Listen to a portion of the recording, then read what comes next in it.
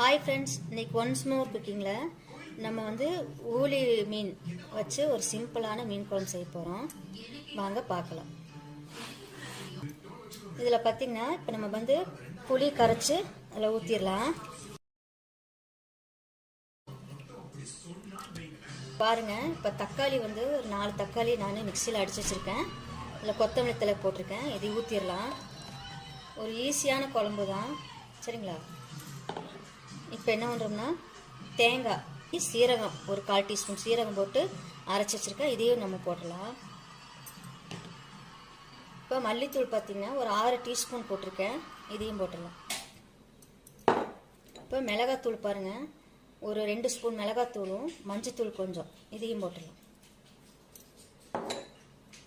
இப்போ கல் உப்பு போட்டு இது கலந்துடலாம்.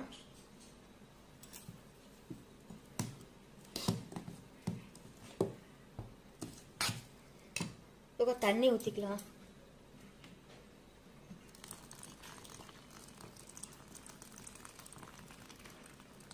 குழம்பு கெட்டியாக வேணால் அது தகுந்த மாதிரி தண்ணி ஊற்றிக்காங்க, இல்லை தண்ணியாக வேணாலும் அதுக்கு தகுந்த மாதிரி தண்ணி ஊற்றிக்காங்க.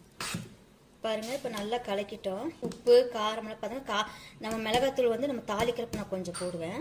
இப்போ நம்ம வந்து தாளிக்கிறதுக்கு ரெடி பண்ணிடலாம். இப்போ பாருங்கள், இப்போ தாளிக்கிறதுக்கு வந்து கருவேப்பிலை, ஒரு பச்சை மிளகா, வெங்காயம் அறுத்து வச்சுருக்கேன். இதில் பாருங்கள், சீரகமும் வெந்தயம் வந்து ரொம்ப போடக்கூடாது, இல்லைன்னா குழம்பு இனிக்க ஆரம்பிச்சிடும், சரிங்களா? இப்போ நம்ம தாளிச்சு எடுத்துடலாங்களா? வாங்க. அதை பற்ற வச்சுட்டு சட்டி வச்சிடலாம். சட்டி நல்லா காயட்டும். எண்ணெய் ஊற்றிடலாம். இந்த சீரகத்தையும் வெந்தயத்தையும் போடலாம். வெந்தயம் மட்டும் கருக விட்டுறாதீங்க.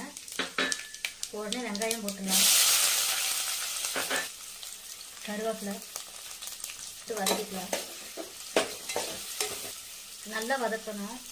இப்போ பச்சை மிளகா போட்டுடலாம். போட்டுட்டு வதக்கிக்கலாம்.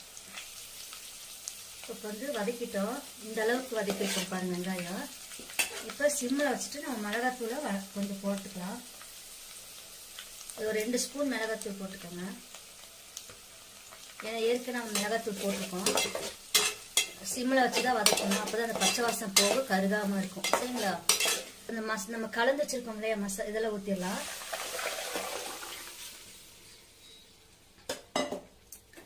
நல்லா கலக்கி விட்டுடலாம். நல்லா கொதிக்கிட்டு பச்சை வாசம் போகிற அளவுக்கு.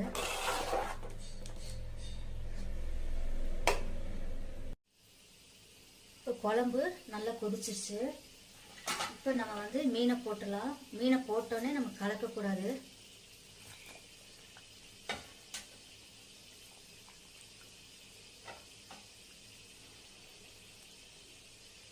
இப்போ அப்படியே நம்ம வந்து மூடி வச்சிடலாம், சரிங்களா? ஒரு 2 மினிட்ஸ் கொதிச்சா போதும், சரிங்களா? ரொம்பலாம் வந்து கொதிக்க விடக்கூடாது, இல்லைன்னா டேஸ்ட்டு போயிடும். இப்போ பாருங்கள், மீன் குழம்பு ரெடி. இப்போ மீன் போட்டோன்னே சிம்மில் வச்சு தான் கொதிக்க விடணும், சரிங்களா? இப்போ மீன் குழம்பு ரெடி.